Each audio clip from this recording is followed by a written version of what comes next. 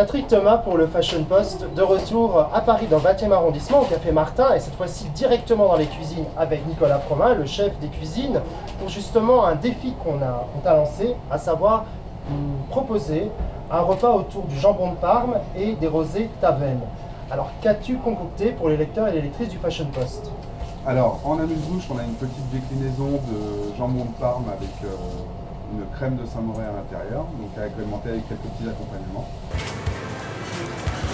Donc là on va préparer la déclinaison de jambon de Parme avec ses petits accompagnements. Donc on a pris du Saint-Moré, donc nature, avec un petit peu de pistou et avec de la tomate concassée.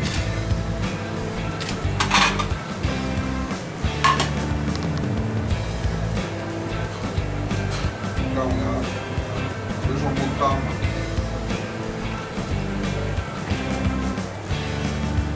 frais.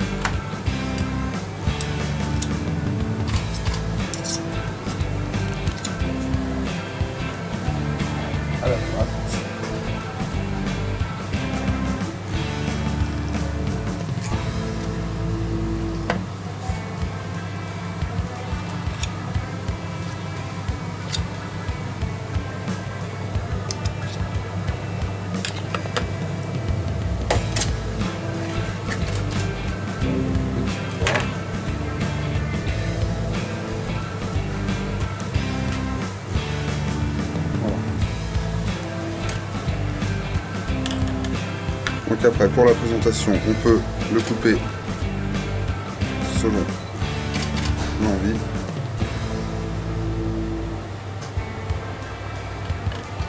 En petits morceaux à présenter.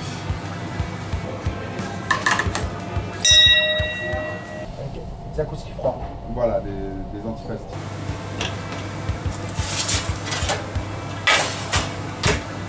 Donc là, on a fait des petites chips de lard. Donc à 170 degrés pendant environ 15 minutes. Ça dépend du jambon que vous utilisez. Savoir s'il est un peu plus gras, ou un peu moins pour justement faire évacuer que le gras sèche et que donc on ait une belle chips bien colorée sans que le gras en fait la fasse mincir.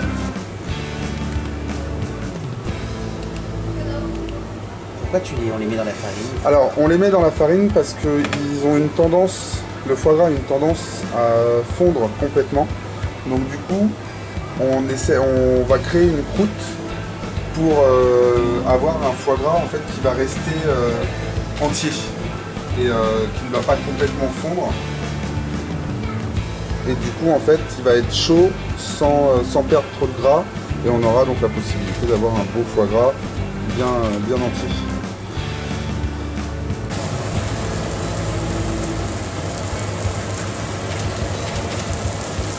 Voilà, tout est assaisonné.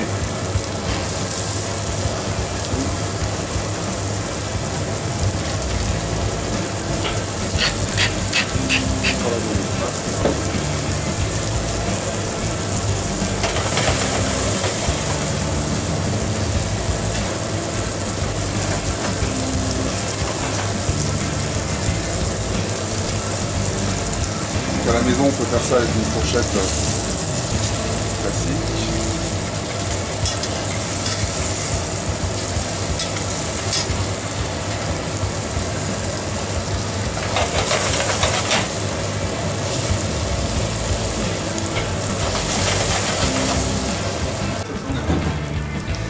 Donc là, on va dresser.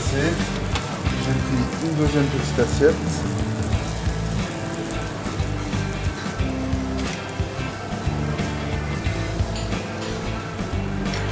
On va monter façon millefeuille.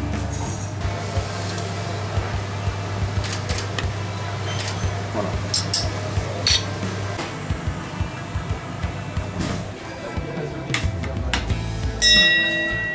Donc un mix and match entre la gastronomie française et la gastronomie italienne. Voilà, toujours rappeler l'origine du produit et notre petite touche à la française.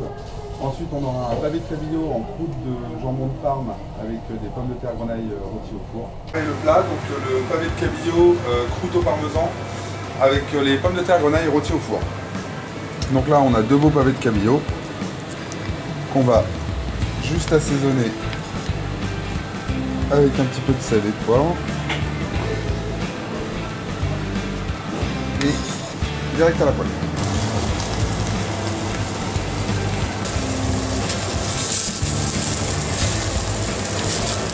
Donc le fait de les avoir farinés, ça évite La dislocation. d'avoir une peau qui accroche. Et du coup on garde une belle couleur. Voilà. Bien doré. Voilà. On va les passer au four pour finir la cuisson avec la croûte, le jambon de Parme, chapelure, huile d'olive et herbes de Provence. Voilà.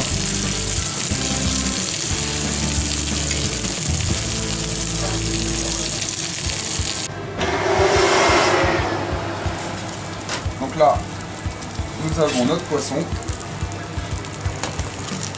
On voit la croûte colorée et nos petites pommes de grenaille, également rôties au four, juste lavées. Voilà, juste lavées, passées au gros sel avec un petit peu d'huile d'olive au four. C'est amplement suffisant pour avoir des petites pommes de terre comme on a au restaurant à la maison. Donc là, du vinaigre balsamique réduit. Donc 1 litre de vinaigre balsamique dans une poêle à feu vif porté à ébullition. Dès que ça bout, à feu réduit, et on laisse devenir légèrement sirupeux de façon à obtenir la réduction de vinaigre balsamique que l'on décale sur notre poisson.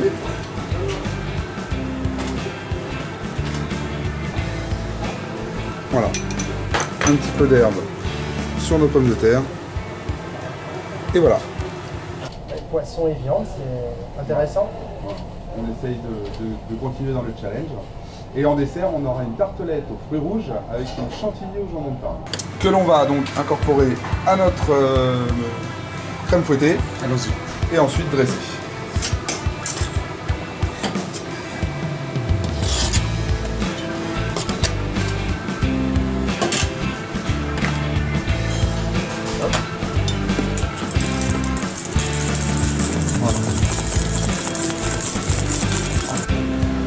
Donc là, hop.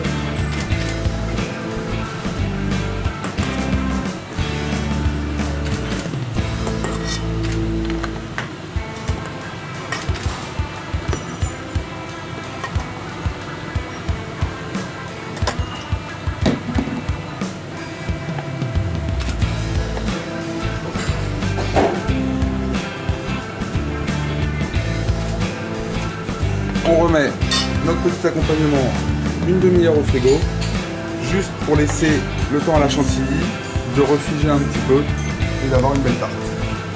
Et donc avec notre compote, remettre un petit peu d'eau, rajouter du sucre, faire un coulis, juste pour tenir.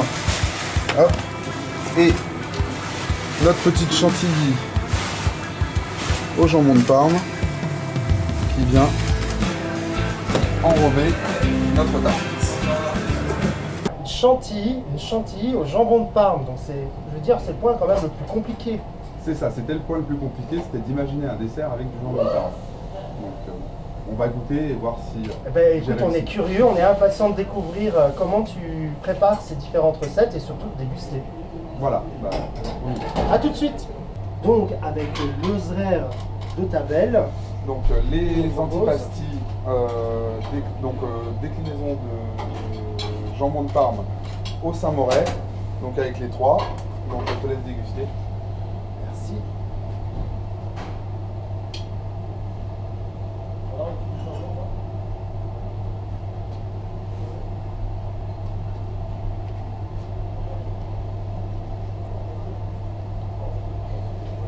C'est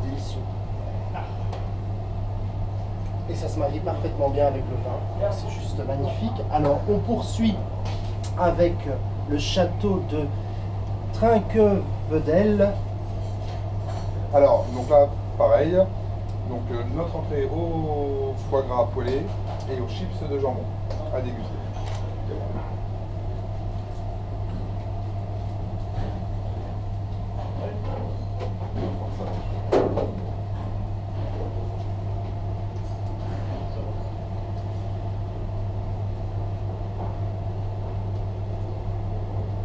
C'est délicieux. Alors, la rocalière, perle de culture. Donc avec notre poisson et ses pommes de terre volaille.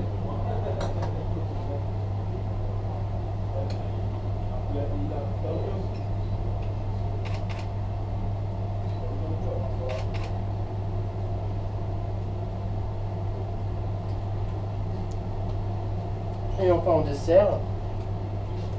Et donc en dessert, notre tarte aux fruits rouges et sa chantilly au jambon de Parme.